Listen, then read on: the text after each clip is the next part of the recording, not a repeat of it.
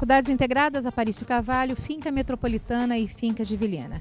Nós estamos na 29ª Expovil, que é a exposição da cidade de Vilhena, aqui no estado de Rondônia. E nós estamos aproveitando a oportunidade para entrevistar todas as pessoas que, de forma indireta ou indireta, contribuem para que o crescimento do nosso estado, contribuem para que aqui seja um lugar melhor para se viver. No dia de hoje, nós estamos com o Dr. Oscar Carlos das Neves Lebre, que é secretário regional de controle externo aqui de Vilhena, no Tribunal de Contas de Rondônia. E ele vai falar para a gente um pouco o que é essa função, o que faz alguém que é secretário regional do controle externo. Para você que fica sempre junto com a gente no programa Rondônia Educação, o nosso intuito é que você conheça as profissões, conheça as funções e possa, de alguma forma, escolher aquilo que você quer para você.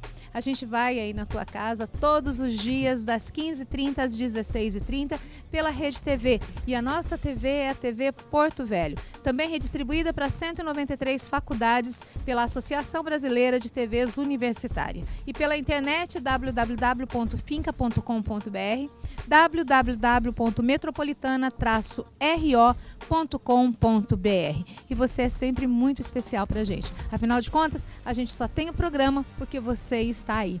Doutor Oscar, muito obrigada por o senhor ter aceito o nosso convite. Boa tarde. Boa tarde, doutora Nina. É um prazer estar aqui e agradecer o convite, de poder estarmos conversando com os seus telespectadores sobre um assunto tão importante como é para a minha área, no caso, a administração pública. Quando as pessoas olham assim, elas falam assim, nossa, o senhor é um secretário regional de controle. Nossa, mas o que faz um secretário nessa área? Qual que é a função do senhor à frente do município de Vilhena, por exemplo? Bem, nós trabalhamos aqui no Tribunal de Contas, assim como o regional de Vilhena, nós temos regional em Cacoal, em Ariquemes e em Porto Velho tem uma secretaria regional que seria de Paraná, está em Porto Velho, junto com a Secretaria de Porto Velho.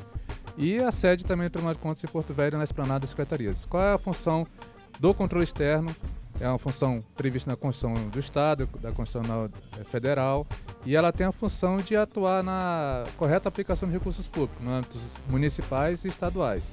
E no meu caso, secretário regional, eu sou um cargo comissionado dentro do âmbito do Tribunal de Contas do Estado de Rondônia, de carreira, mediante concurso público, e tem a função de verificar a aplicação de recursos nessas unidades que estão jurisdicionadas à Regional de Vilhena, que no caso é Cerejeiras, Cabixi, Corumbiara, Pimenteiras, Vilhena, Espigão do Oeste e Pimenta Bueno. E como que se dá esse controle? Esse controle ele é feito após a aquisição daquilo que veio um dinheiro para o estado ou para o município.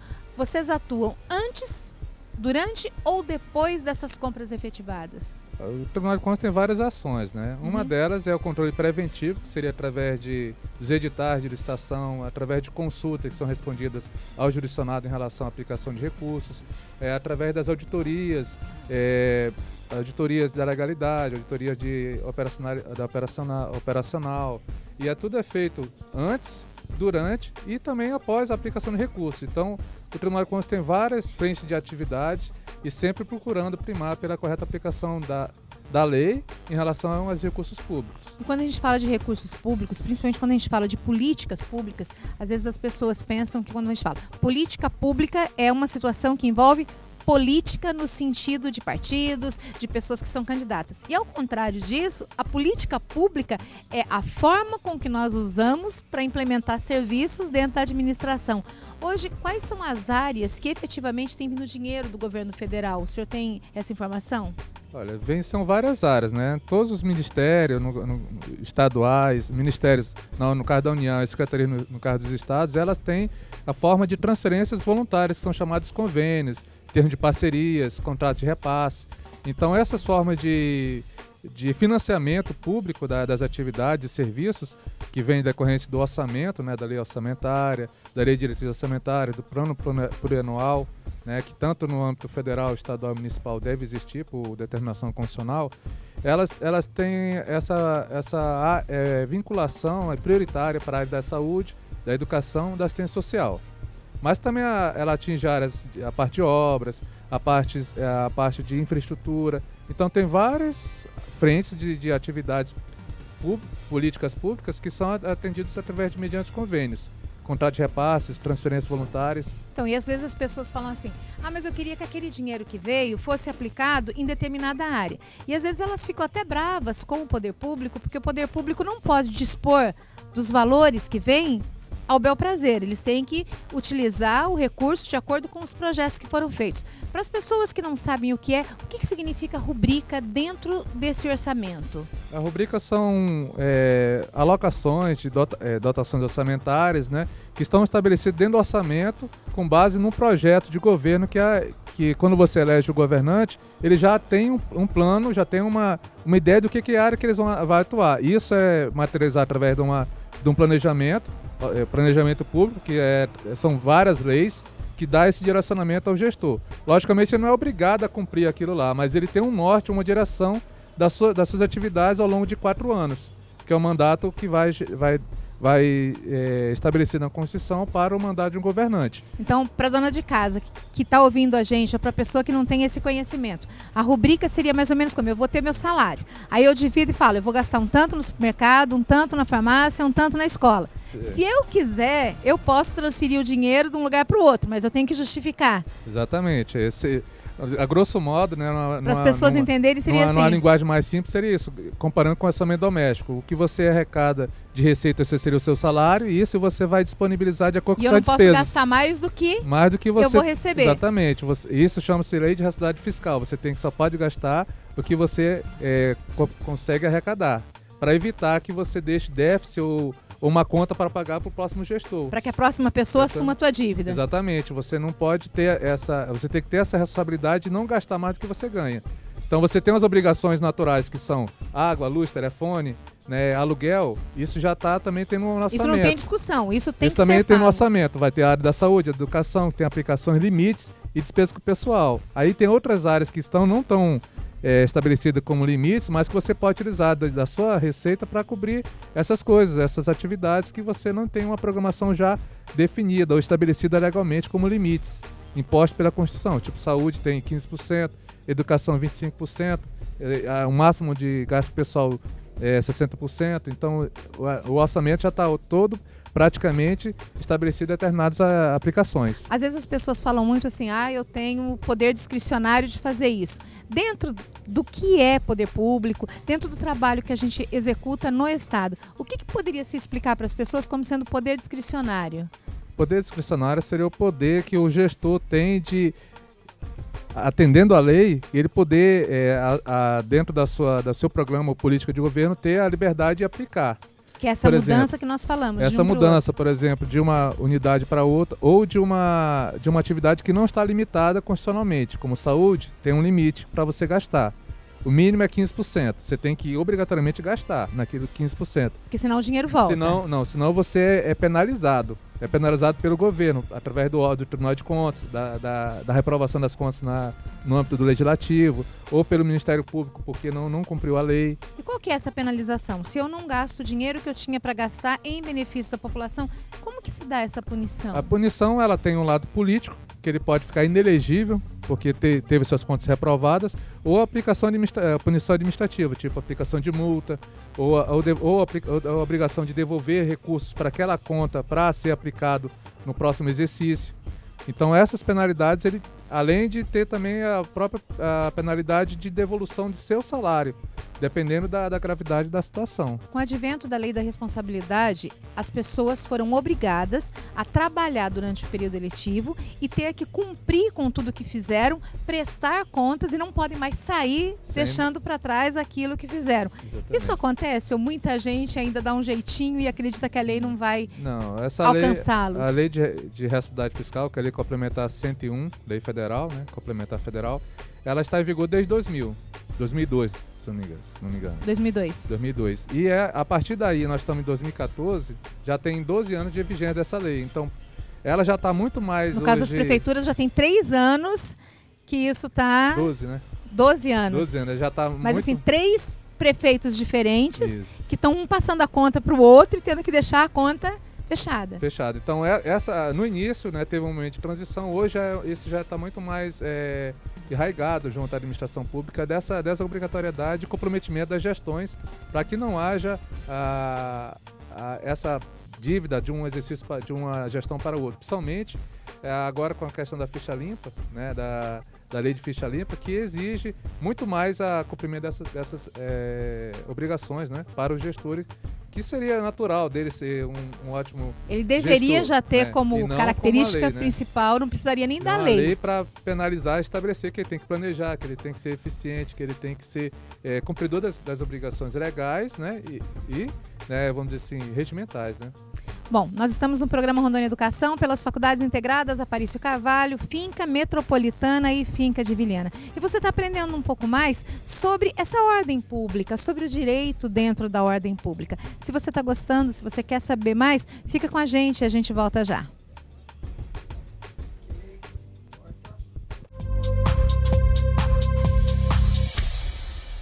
E aí, preparado para descobrir a sua futura profissão? Vamos lá, eu tô aqui para decidir. Na avaliação do MEC, a Finca obteve nota máxima como instituição de ensino.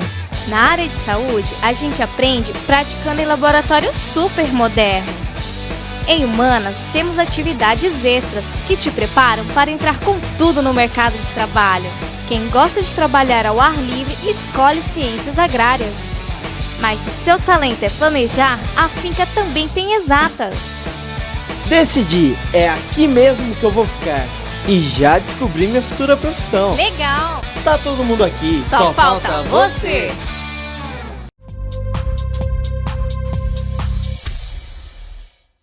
Faculdades Integradas Aparício Carvalho, Finca Metropolitana e Finca de Vilhena, programa Rondônia Educação. E nós estamos hoje com o Dr. Oscar Carlos, que é secretário regional de controle externo de Vilhena e faz parte do Tribunal de Contas de Rondônia. E a gente está conversando um pouco como funciona essa prestação de contas, como que funciona essa regulação. Dr. Oscar, quando a gente fala também a respeito de tem 25% para um, tem tanto por cento, como que se dá essa divisão? Quem que escolhe isso? Porque às vezes a população fala assim, mas então por que não coloca 60% para a saúde? Por que não coloca 40%? Como que isso funciona? As pessoas podem escolher? Não, isso aí já está definido constitucionalmente, né?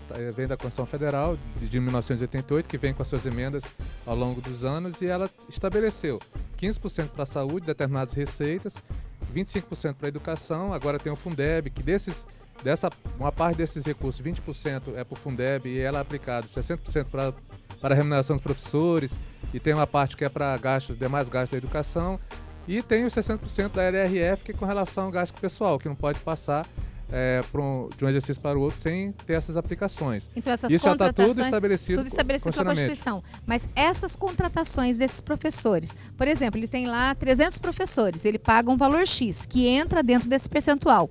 Então ele não poderia também aumentar esse salário só porque ele quer aumentar. Então às vezes quando as pessoas falam assim, não aumentou meu salário. Não é bem assim, é porque tem que ter um cumprimento também legal. Exatamente, ele tem que ver todo o impacto na folha, de que quanto isso vai gerar de despesa, para que ele tenha condições de, ao longo do tempo, pagar essas pessoas. Porque a cada ano você tem que pagar férias, 13º, você tem que, no caso dos servidores públicos, eles aumentam de nível a cada 2 ou 4 anos, dependendo do seu estatuto. Então isso tem que ter um impacto. Quando ele contrata alguém ou quando ele dá um aumento, ele tem que levar tudo isso em consideração. No ano que ele dá, é mais uns 2 ou 3 anos para frente, para que ele tenha condições de que, ainda que no seu mandato ele não consiga cumprir, mas no outro também não fique prejudicado. Porque quando alguém faz, o prefeito, por exemplo, ele é prefeito da cidade de Vilhena, mas quando ele sai, a pessoa física dele tem os problemas da lei de responsabilidade fiscal, mas não dá para tirar a pessoa pública que o outro vai assumir como prefeito e tem que assumir a responsabilidade. Não estou falando da lei,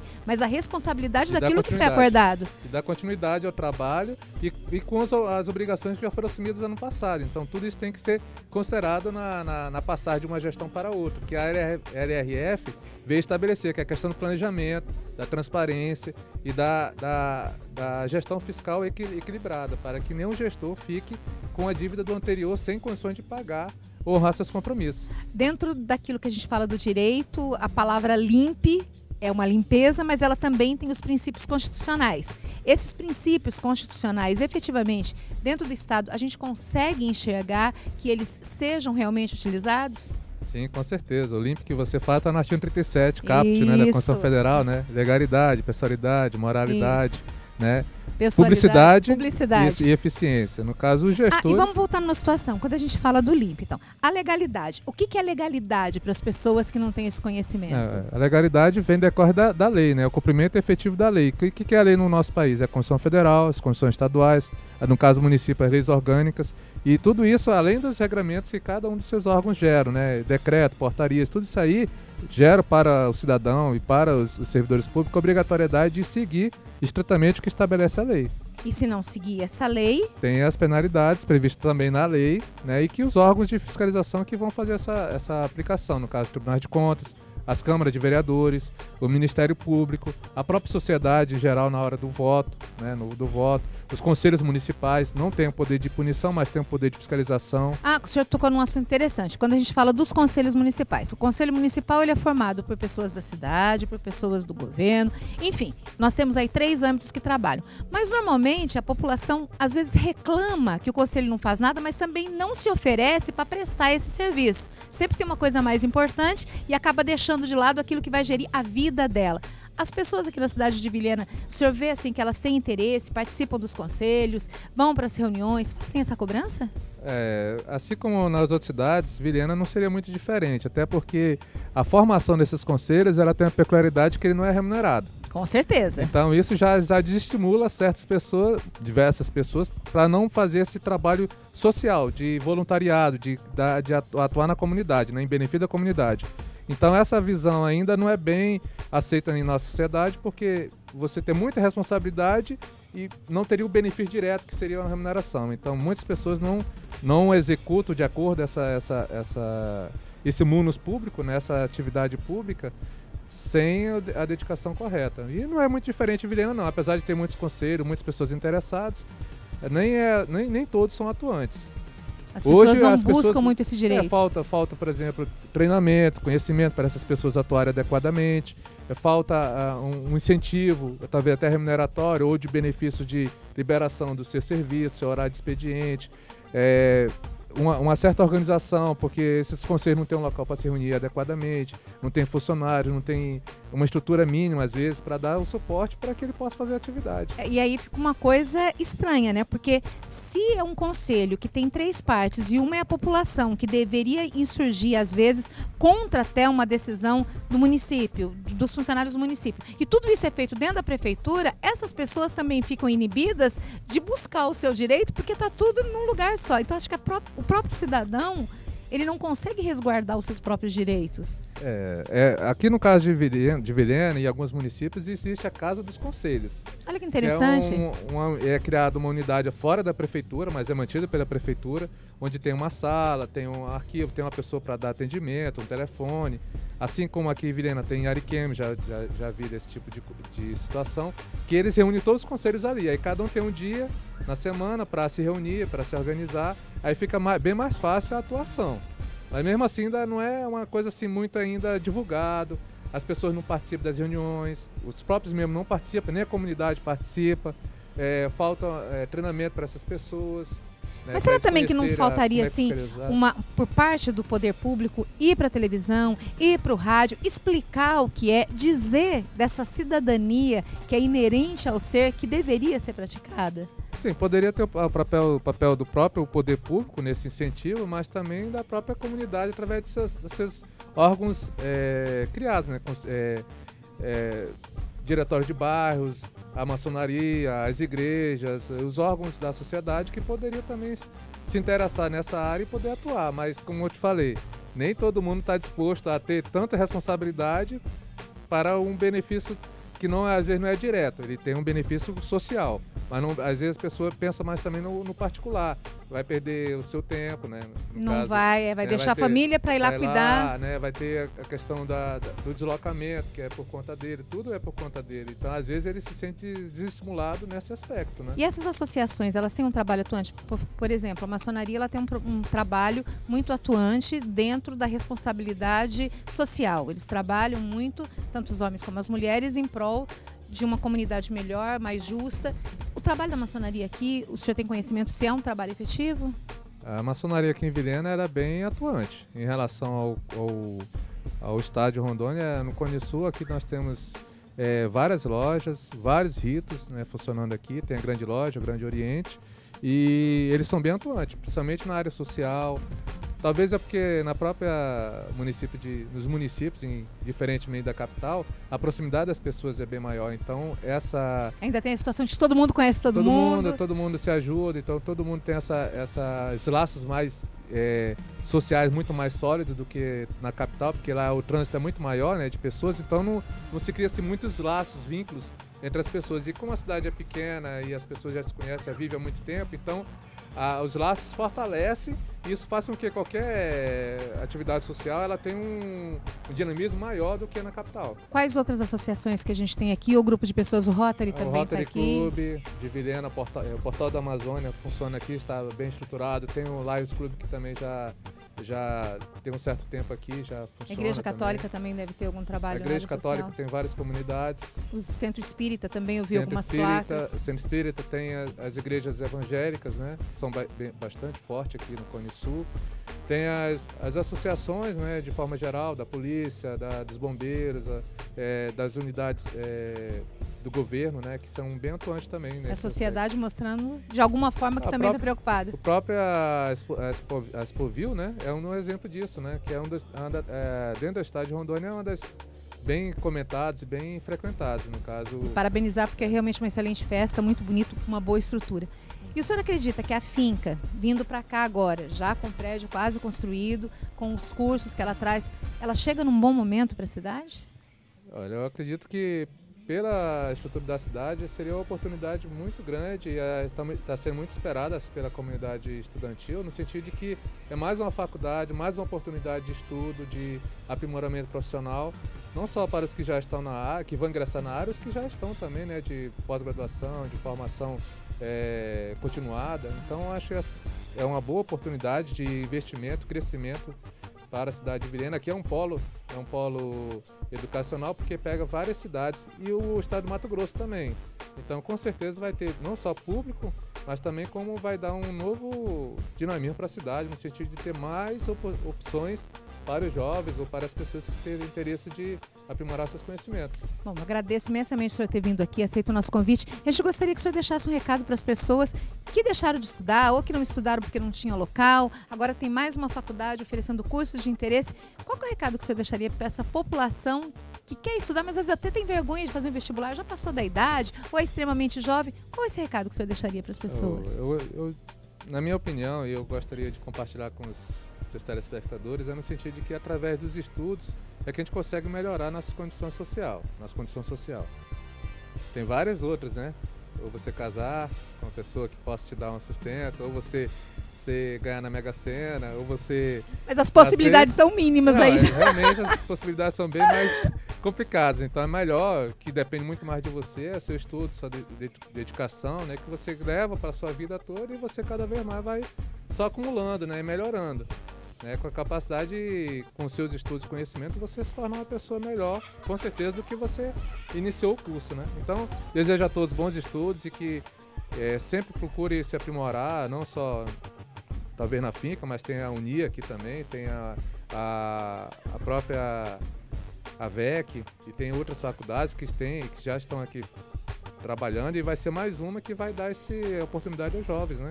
Acho que muito mais válido do que isso é só a dedicação e a vontade da pessoa querer crescer. Bom, muito obrigada pela sua presença. Nós estamos pelo programa Rondônia Educação. Mas a gente falou foi do direito da cidadania.